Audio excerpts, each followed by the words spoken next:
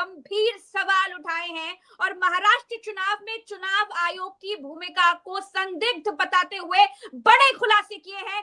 क्या है पूरा मामला, आज हमारे साथ भरत जी हैं, भरत जी से जानेंगे। भरत जी, राहुल गांधी ने कहा कि वोटर लिस्ट में बड़ा बदलाव देखने को मिला है, क्या है पूरा मामला, दर्शकों को समझाइए। देखिए प्रज्ञा जी, कर्नाटक के बेलगावी में कांग्रेस वर्किंग कमेटी की बैठक चल रही थी। इस जगह पर 100 साल पहले 26 दिसंबर 1924 को 3 बजे महात्मा गांधी ने कांग्रेस के अध्यक्ष पद की जिम्मेदारी संभाली थी। ठीक उसी जगह पर राहुल गांधी पहुंचते हैं। कांग्रेस वर्किंग कमेटी की बैठक चल रही होती है और इस बैठक के भीतर राहुल गांधी ने पहली बार खुलकर चुनाव आयोग की बेईमानी पर सवाल किए, चुनाव आयोग की बेईमानी पर कटाक्ष किए और कड़ा हमला किया है। राहुल गांधी ने कहा, महाराष्ट्र में जो चुनाव हुए और भारतीय जनता पार्टी को प्रज्ञा जी जो वहां पर अप्रत्याशित जीत हासिल हुई, उस पर उन्होंने कहा कि 2024 के लोकसभा चुनाव के बाद 72 लाख नए वोटर जोड़े गए हैं। इनमें 118 सीटों में से बीजेपी, जहां 72 लाख वोटर जोड़े गए हैं, ऐसी 118 सीटें थी और इन 118 सीटों पर प्रज्ञा जी, इन 118 सीटों में 102 सीटें ऐसी थी जिनमें भारतीय जनता पार्टी जीती है। राहुल गांधी ने कहा कि इसका मतलब है कि कुछ ना कुछ गड़बड़ जरूर हुआ है। आगे राहुल गांधी ने यह भी कहा प्रज्ञा जी कि मतदाता सूची में बड़ा बदलाव किया गया है। महाराष्ट्र की 118 सीटों पर 72 लाख मतदाता 2024 के लोकसभा चुनावों के बाद जोड़े गए, जिनमें 102 पर भाजपा ने जीत दर्ज की। इसको बिल्कुल क्लियर कट राहुल गांधी ने कहा। और राहुल गांधी ने प्रज्ञा जी ये भी कहा कि भारतीय जनता पार्टी की जीत महाराष्ट्र के भीतर संशय युक्त जीत है और ये चुनाव आयोग से मिली भगत वाली जीत है। इसमें मल्लिकार्जुन खड़गे जो थे वो भी मौजूद थे प्रज्ञा जी, और इस बैठक में उन्होंने कहा कि चुनाव नियमों में बदलाव करके सरकार क्या छुपाना चाहती है। मल्लिकार्जुन खड़गे ने ये भी पूछा और कहा कि जिसे साझा करने का आदेश अदालत ने दिया था, वो चुनाव प्रक्रिया में लोगों का विश्वास धीरे धीरे कम हो रहा है और जिसे साझा करने का आदेश अदालत ने दिया था उसको भारतीय जनता पार्टी और चुनाव आयोग दोनों मिलकर जनता से छुपा रहे हैं। इसका मतलब क्या हुआ वो मैं आपको बताता हूं प्रज्ञा जी। इसका मतलब ये हुआ कि अभी कुछ दिन पहले पंजाब और हरियाणा की हाई कोर्ट ने एक आदेश दिया था चुनाव आयोग को कि जो भी पोलिंग बूथ पर जो दस्तावेज हैं, उन दस्तावेजों को एक व्यक्ति ने याचिका दायर की थी हाई कोर्ट में और उसने कहा था कि जो दस्तावेज हैं वो दिखाए जाएं। तो हाई कोर्ट ने आदेश दिया चुनाव आयोग को और कहा कि भाई इनको पोलिंग बूथ के ऊपर दस्तावेज जो पोलिंग बूथ के दस्तावेज हैं वो दिखाए जाएं। इनको शंका है कि आप लोगों ने बेईमानी की है तो चलिए दस्तावेज दिखाइए। तो चुनाव आयोग ने प्रज्ञा जी रातों रात, गौर करिएगा, रातों रात 20 दिसंबर को कानून मंत्री यानी मोदी जी के कानून मंत्री अर्जुन राम मेघवाल से संपर्क किया और कहा कि भैया एक नियम है 1961 वाला नियम 93(2)A, इसमें झटपट बदलाव करो। और कानून मंत्रालय ने तुरंत तत्काल वो नियम बदल दिया। वो नियम 93 क्या कहता था प्रज्ञा जी? नियम 93 ये कहता था इलेक्शन कमीशन का, वो ये कहता था कि चुनाव से जुड़े सभी दस्तावेज पब्लिकली उपलब्ध रहेंगे। ये कहता था ये नियम, जिसको बदल दिया चुनाव आयोग ने रातों रात। और चुनाव आयोग ने ये नियम 93(2)A बदलकर क्या किया, इसमें कहा कि चुनाव से जुड़े सभी दस्तावेज पब्लिकली उपलब्ध रहेंगे। इसको बदलकर किया कि चुनाव से जुड़े सभी दस्तावेज नियमानुसार पब्लिकली उपलब्ध रहेंगे। नियमानुसार कौन बनाएगा और नियम किसके चलेंगे, ये तो पूरा देश जानता है। ये नियम किसके चलेंगे? ये नियम चुनाव आयोग के चलेंगे। जो चुनाव आयोग का नियम है, नियमानुसार का मतलब ये है।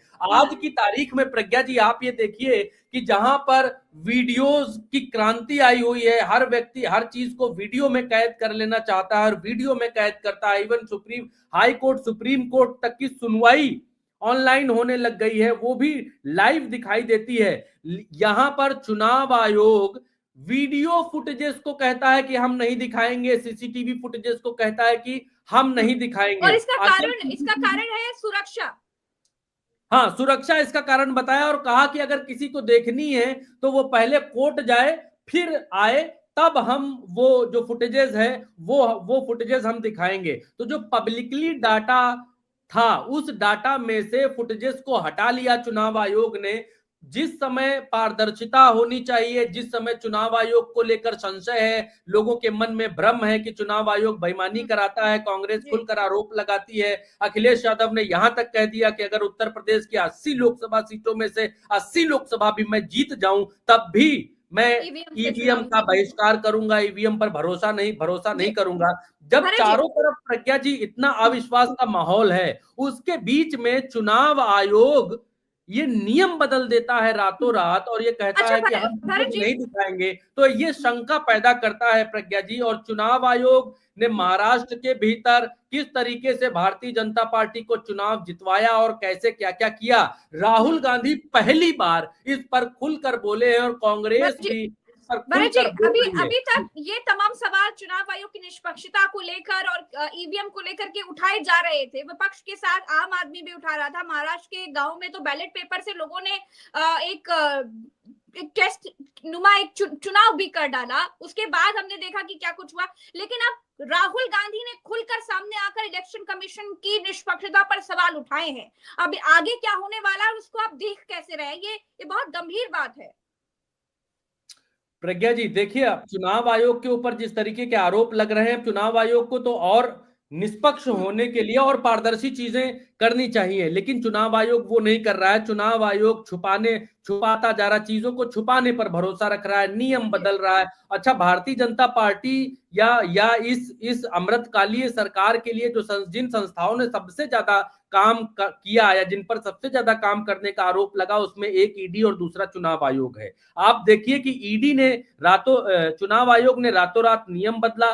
ईडी ने भी अपने अधिकारियों को निर्देश दे दिया कि शक के आधार पर या आपराधिक साजिश के आधार पर किसी की तुरंत गिरफ्तारी नहीं करेंगे जब तक उसकी संलिप्तता को साबित नहीं कर पाएंगे। तो चुनाव आयोग नियम बदल रहा है, ईडी भी अपने नियम, ये कई सारे संकेत देता है इस समय। और दूसरी बात आपने जो कही, जो आपका मूल सवाल है कि कैसे चुनाव आयोग पर लोग भरोसा करेंगे, कैसे भरोसा करें, तो चुनाव आयोग पर लोग कैसे भरोसा करें ये तय चुनाव आयोग को करना है प्रज्ञा जी। चुनाव आयोग चुनाव दर चुनाव हर चुनाव भारतीय जनता पार्टी की बी टीम बनकर काम करने जैसा व्यवहार करता है, ये दिखाता है। विपक्ष के प्रति जैसा उसका व्यवहार होता है, उससे अविश्वास जागृत हो रहा है लोगों के भीतर। और भरत जी, असंतोष ऐसा है, मैंने एक उदाहरण दिया, हम सबने देखा कि कैसे महाराष्ट्र के गांव में लोगों ने खुद वोटिंग करी, बैलेट पेपर से चुनाव किया, क्योंकि उनको विश्वास नहीं था उनके द्वारा दिए गए वोट्स पर। जब उन्हें विश्वास नहीं रहा, उनको लगा कि उसके साथ खिलवाड़ किया गया, तो लोगों ने स्वयं वोट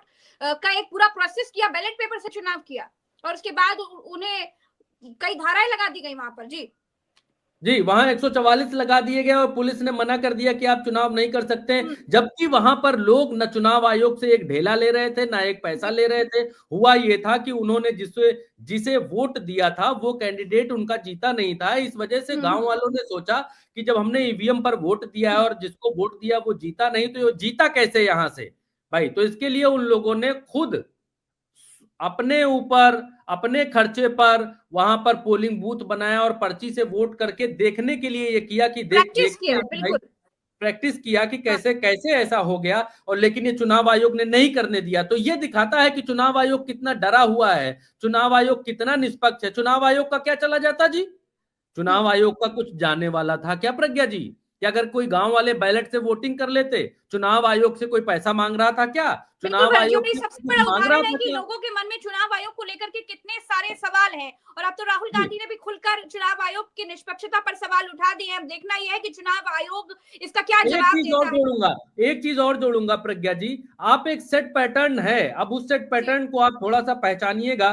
भारतीय जनता पार्टी जहां जहां चुनाव जीत रही है, ज्यादा चुनाव जीत रही है, वहां चाहे आप हरियाणा ले लीजिए, हरियाणा में भारतीय जनता पार्टी चुनाव जीती, हरियाणा में सिटिंग सरकार थी भारतीय जनता पार्टी की। महाराष्ट्र में भारतीय जनता पार्टी चुनाव जीती, महाराष्ट्र में भारतीय जनता पार्टी और उनके गठबंधन की सिटिंग सरकार थी।